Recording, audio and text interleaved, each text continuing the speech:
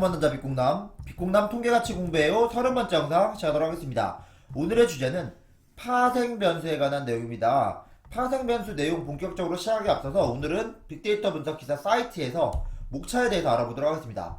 여러분들 빅데이터 분석 기사 사이트에 들어가게 되면은 시험 주요 내용에 가면은 과목에 대한 세부 사항에 대해 나와 있고요. 이 과목 빅데이터 탐색에 분석 변수 처리 항목 쪽에 가볼 수가 있습니다. 제가 한번 확대 한번 해드릴게요. 다음과 같이 좀 더 확대해 볼까요? 분석 변수 처리에 들어가게 되면은 다음과 같이 이런 식으로 나오게 됩니다. 파생 변수의 생성이라는 게 있습니다. 파생 변수. 그래서 오늘 주제는 파생 변수에 대해서 공부를 해보고 아마 다음 영상에서는 변수 변환까지 이어지도록 오늘 영상을 준비해봤습니다. 여러분들 유익한 영상 열심히 준비했으니까요. 끝까지 시청해주시고 구독과 좋아요 부탁드리겠습니다. 그러면은 본격적으로 시작하도록 하겠습니다. 그래서 목차 먼저 한번 알아봐서 이 파생 변수라는 게 하나의 목차, 다 소주제라는 걸 알아보기 위해서 방금 화면을 찾아봤고요. 그래서 오늘 내용을 시작을 합니다.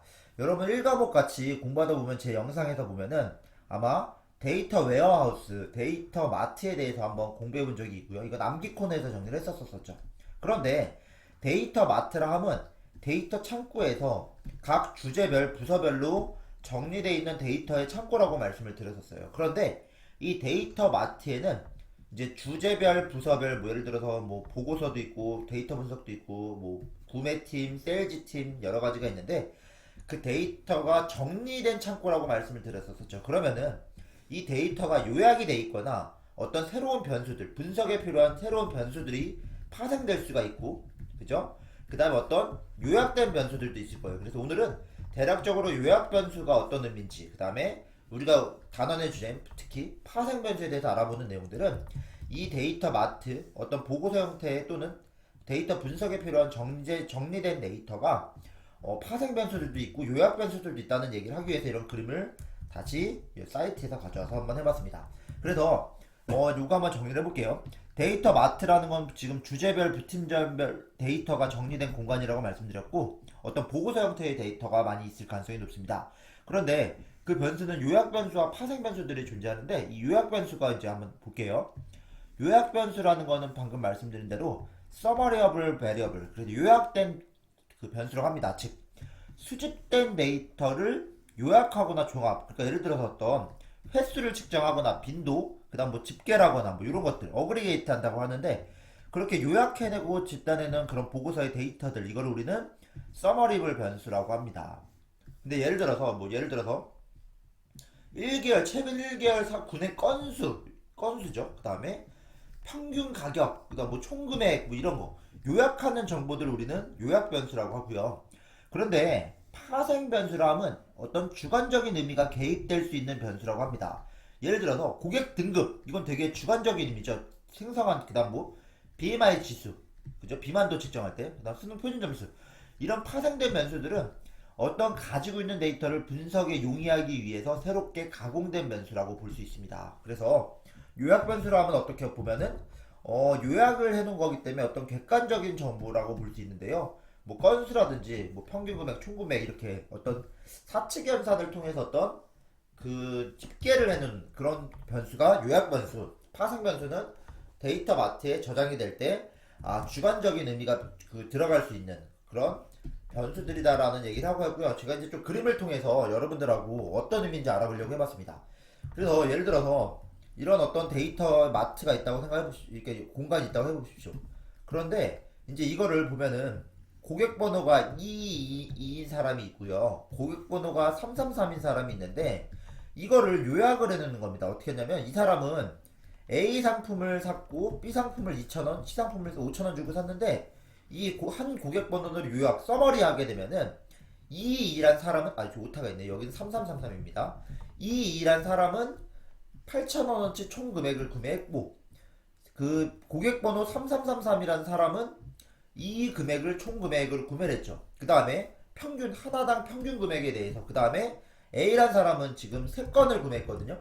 하나, 둘, 3건. 그래서 3건을 했다고 요약해놓은, 그래서 오른쪽 그림과 같이 이렇게 요약을 해놓은 겁니다. 아하. 고객 번호에 대해서 총 금액, 그 다음 평균 과목, 그 다음 몇 건을 구매했는지, 뭐 이거는 뭐 기간별로도 정할 수 있겠죠. 6개월 동안 평균 금액, 그 다음 6개월 동안의 개수, 또는 1개월 동안의 개수, 1년 동안의 개수, 기간별 어떤 총 구매 건수 이런 것들이 해당할 수가 있어요. 그래서 제가 이제 그림을 좀 내려보면은, 그죠?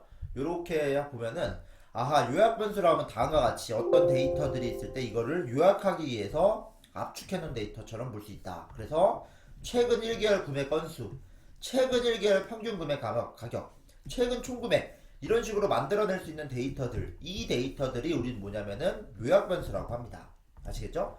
그래서 요약 변수는 이제 이해가 갔는데, 파생 변수라면 뭐냐 이런 겁니다. 예를 들어서 다음과 같은 데이터가 저장된 변수라고 생각해 봅니다. 왼쪽이 이 왼쪽 데이터, 즉 여기 빨간색 이쪽 부분이 그 저장된 변수고, 이 변수들로 새로운 변수를 만들어내는 그런 상황을 가리킵니다. 그래서 어떻게 비만의 정도를 측정하기 위해서 파생 변수를 만든 건데요.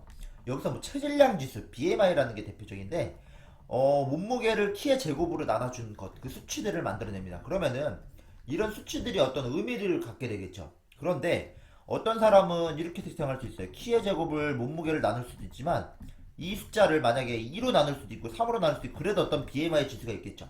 그래서 어떻게 보면 이 BMI 지수라는 것도 우리가 정의를 내린 건데, 어떻게 정의를 내리냐에 따라 이 값들이 바뀌게 되고 이 값들이 의미하는 수치가 달라지겠죠.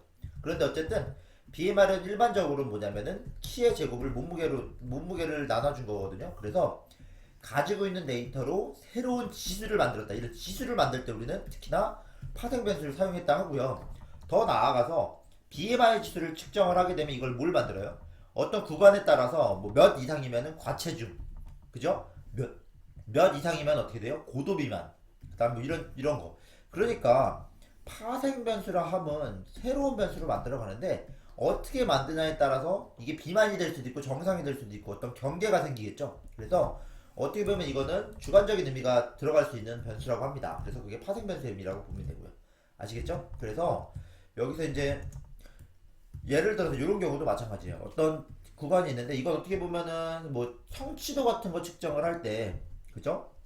학생의 수학 점수, 영어 점수를 합계를 내거나 평균을 내서 나중에는 뭐까지 이것들을 이용해서 수준, 이 학생이 그 실력이 상인지 중인지 한지, 이런 것들을 만드는 것도 다 파생 변수에 해당한다고 합니다. 아시겠죠? 그래서 제가 이제 요 수능 성적표 제가 어떤 뭐 이렇게 뉴스를 찾아보니까 나와 있는데, 요런 것들은 원점수, 원데이터라고 하죠. 수능에서는 원점수가 있는데, 이게 원데이터가 있는데 그걸로 표준 점수와, 그죠? 표준 점수라 하면 이제 시그마랑 평균이 들어가서 다시 어떤 분포에 따른 점수를 만들어내는 게 표준 점수인데, 표준 점수라든지 그 다음에 뭐 100분위도 만들 수 있고, 그다음 몇 등급이냐, 그러니까 그 표준 점수 가지고 등급의 구간을 나눠서 몇 등급 점수에서 등급으로 가는 이런 내용도 어떤 파생 변수를 할 수 있습니다. 그래서 파생 변수에 대해서 이제 대충 알아봤는데 요약을 해보겠습니다. 기존 데이터로 새롭게 만들어낸 변수라고 하는데요. 첫 번째, 각 주제 또는 부팀장, 이게 뭐냐면은 데이터 마트에서 보통 데이터 분석하기 위해서, 근데 마트 아니더라도 이제 만들어낼 수가 있겠죠. 근데 중요한 건 이겁니다. 새로운 변수를 조합해서 이제 만들어 놓는데, 어떻게 만드는지에 따라 주관적인 개념이 들어갈 수 있다. 예를 들어서 뭐 체중이 뭐 몇 이상이면은, 그죠? 비만, 고도 비만, 정상, 이런 것들은 체질량 지수를 측정해서 BMI라 하죠. 이런 걸 만들어서 어떤 수치 이상이면은 비만, 고도 비만. 근데 내가 만약에 그 수치를 바꾸게 되면 이 비만의 정도가 바뀌게 되겠죠. 그래서 데이터에 주관적 개념이 들어갈 수 있다라고 정리를 해볼 수가 있고요. 그래서 파생 변수를 어떤 새로운 변수를 만들 때는 주관적인 판단이 들어갈 수 있는지, 개입될 수 있는 여지에 대해서 알아보고 논리적으로 타당한지를 체크를 해야 됩니다. 또한 어떤 집단을 잘 대표할 수 있는지, 이 대표성도 잘 봐야 된다고 합니다. 즉 어떤 변수를 만들었을 때 그게 단순한 의미가 없는 게 아니라 어떤 집단에 대한 의미, 그 다음 어떤 성질, 특징을 나타낼 수 있는 그런 어떤 분석에 필요한 특징을 나타낼 수 있는 대표성과, 그렇게 될 때 어떤 주관적인 판단이 들어갈 수 있기 때문에 논리적으로 이게 어떤 객관적인가 또는 어떤 우리가 분석하는 거에 대해서 타당한 변수인지에 대해서 꼭 체크를 해야 된다고 합니다. 그리고 어떤 기존 변수들을 연산을 할 수도 있고 분해할 수도 있고 함수를 줄 수도 있고 조건문 줄 수도 있고, 예를 들어 아까 비만 같은 거, 몇 이상이면 비만, 몇 이상이면 고도 비만, 몇 이하면 정상, 이런 조건을 줘서 어떤 구간을 나눠서 새로운 그룹을 나눌 수 있고, 그래서 이런 식으로 기존 변수의 연산도 하고 조합도 하고 또는 분해도 하고 등등등등 여러 가지들을 함수를 써서 새로운 데이터를, 새로운 변수를 만들었을 때 우리는 파생된 변수라고 합니다. 그래서 아까 말씀드렸듯이 BMI 지수라면 몸무게를 키의 제곱으로 나눈 거라고 하는데, 그거는 BMI 지수를 만들어낸 거죠. 이걸 왜 만들었죠? 이 수치에 따라서 30 이상이면 뭐 비만, 35 이상이면 고도 비만, 뭐 이런 걸 나타내려고 한 거라 합니다. 그렇죠? 그런데 만약에 이거를 만약에 몸무게 2배에다가 나눠, 이것도 마찬가지 변수가 될 수 있겠죠. 그렇죠? 뭐 여러 가지 이런 게 될 수 있고, 수능 원점수에서 표준점수가 가는 이 표준점수를 원래는 0에서 100점 사이인데 새로운 점수를 만들어냈죠. 그죠? 이거는 표준 편차가 반영된 점수인데, 또 이걸 가지고 수능 등급도 매겼다. 이것도 다 파생변수라고 합니다. 그죠? 또는 이것도 파생변수예요. 주민번호에서 만약에 성별을 추출했다. 그죠? 주민번호 앞에 생년월일을 했다가 1로 시작하면 남성, 남자라고 딱 만들어내거나 2로 시작하는 건 여성이라 만들거나 뭐 3, 4에도 있겠죠? 또는 주민번호에서 앞에 생년월일 두 자리로 나이가 몇 살인지, 그죠? 나이라는 어떤 데이터를 만들어낼 때 뭐 이런 것들로 다 새로운 파생된 멘트를 만들었다고 합니다. 그래서 이제 제가 이제 요 그림을 이제 사진을 찾아봐서 알아봤는데, 조선일보에서 과거에서 이런 걸 가져오더라고요. 우리나라와 일본은 다르다. 일본은 대략적으로 요 체질량수 BMI에 대해서 얘기가 나오는데, 23까지는 정상, 25까지는 과체중, 25 이상은 비만, 30은 고도 비만이라 나와 있는데, 일본 같은 경우는 25 이상을 비만이라 하는데 35 이상이 고도 비만이라 합니다.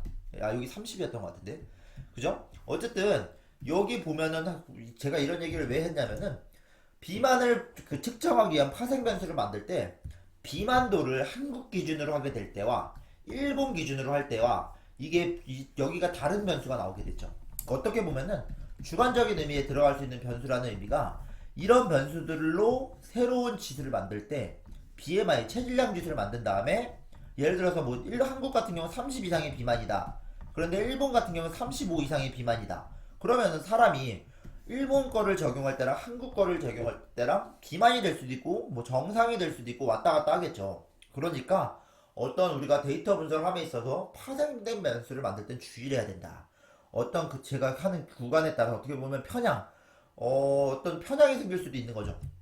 그죠? 편향이라 하면 어떤 이제 그 한쪽으로 쏠릴 수 있는 결과, 실제 결과와 다르게 어떤 결과가 어떤 한쪽으로 쏠릴 수 있는 여지가 있다. 주관적인 개념이 될 수 있으니까 논리적으로 타당한지, 즉 내가 만든 그 파생 변수가 결과에, 내가 원하는 결과에 다른 결과로 가지 않을까, 그렇게 주관적으로 바뀌지 않을까, 이런 것들도 같이 봐야 된다고 합니다. 그래서 BMI 지수를 요런 어떻게 구간에 나타나느냐에 따라 한국 기준과 일본 기준에 따라 다르다. 그러니까 우리나라에 맞게 적절한 구간을 선택해서 파생 변수를 만드는 게 중요하다는 의미에서 이런 그림을 제가 한번 요 티스토리에서 있어서 찾아봤습니다. 여기는 세계 비만학회에서 나왔다고 합니다. 오늘 특히나 뭐 비만 가지고 해서 자꾸 제가 주제를 뭐 비만 얘기를 하고 싶은 게 아니라, 어떤 비만을 측정하는 지수, BMI 지수라는 게 대표적으로 어떤 인바디 측정할 때 자주 쓰는 데이터고, 이 데이터에서 파생된 지수, 즉 몸무게와 키로부터 파생된 BMI 지수 같은 데이터도 어떤 구간에 따라 정상이냐 비만이냐를 결정하는 그런 구간이 생기기 때문에 우리가 한국 기준에 적용을 해야 한국 사람한테 맞는 기준이 나오겠죠. 마찬가지로 어떤 데이터 분석을 함에 있어서 어떻게 정의를 내리고 적절한 변수를 만들어내냐가 중요한 거고, 그 파생 변수도 한 번 더 논리적으로 타당한지 검증을 해야 된다는 얘기를 하고자 하는 겁니다. 그래서 파생 변수라면 아까 제가 처음에 마트란 얘기를 했죠. 데이터 마트. 그러니까 각 주제 또는 부팀 쪽에서 기존에 있는 변수들로 조합을 해서 새로운 그 변수들을 만들어 놓는다고 합니다. 데이터 모델링에 쓰이거나 아니면 그냥 보고서 형태로 볼 때도 이 새로운 변수들로 어떤 직관적인 분석을 하는데 도움을 주는데, 이 변수가 주관적인 의미의 그 의미가 들어갈 수 있다. 주관적인 개념이 들어갈 수 있기 때문에 항상 논리적으로 타당한지 체크를 해야 되고, 어떻게 만드냐면 기존 변수들로 여러 가지 조건문도 줄 수 있고 함수도 줄 수 있고 여러 가지 연산을 해서 새로운 데이터를 생성을 해서 새로운 변수를 만들어낸다. 이 변수는 데이터 분석에 쓰이기 위한 변수들이다 라는 얘기를 하기 위해서 오늘 영상을 열심히 빠르게 달려왔습니다. 그래서 여러분들 마지막으로 이거 한번 오랜만에 생소할 거니까 이 그림을 한번 다시 한번 보도록 하겠습니다. 그래서 아까 말씀드렸듯이 뭐 데이터 1과목 공부를 하게 되면은 데이터를 수집을 한 다음에 원본 데이터들을 ETL 프로세스를 거쳐서 정제하게 되고, 여기 트랜스폼하고 로드하면은 요런 데이터 웨어하우스 같은 데 저장이 되고 이 각 부팀점 또는 주제별 뭐 데이터 마이닝에 쓰이거나 데이터 모델링에 쓰이거나 또는 보고서 형태로 만들거나 이런데 데이터를 주제별로 부서별로 정된 창고가 있다. 이게 데이터 마트고 이 안에서는 새로운 변수들도 만들어질 수 있다. 파생 변수가 생길 수도 있고 그죠? 그 다음에 요약 변수가 자동으로 생성될 수도 있다. 요약 변수는 대략적으로 말하면은 뭐냐면은 수집된 정보를 그냥 총계를 내는 어떤 어그리게이트 한다고 그러는데요. 집계를 내거나 그죠? 뭐 기간별 구매 건수를 나타내거나 이건 다는 어떻게 보면은 기간별 건수는 이미 정해져 있는 거죠 수치적으로. 그러니까 어떻게 보면 주관적인 의미의 데이터라고 볼 수 있고, 그러니까 객관적인 의미의 데이터라고 볼 수 있고, 파생 변수는 어떤 주관적인 의미의 데이터 변수라고 볼 수 있습니다. 오늘 영상 데이터 검정 사이트에 가면은 하나의 주제로서 파생 변수라는 주제가 있기 때문에 여러분들하고 공부한 데 있어서 오늘 영상에 준비해서 이 내용에 대해서 같이 다루게 되었습니다. 여러분들 끝까지 시청해서 감사하고요. 다음 영상에서는 변수 반환에 대해서 열심히 준비해서 인사드리도록 하겠습니다. 다음 영상에서 인사드리겠습니다. 감사합니다.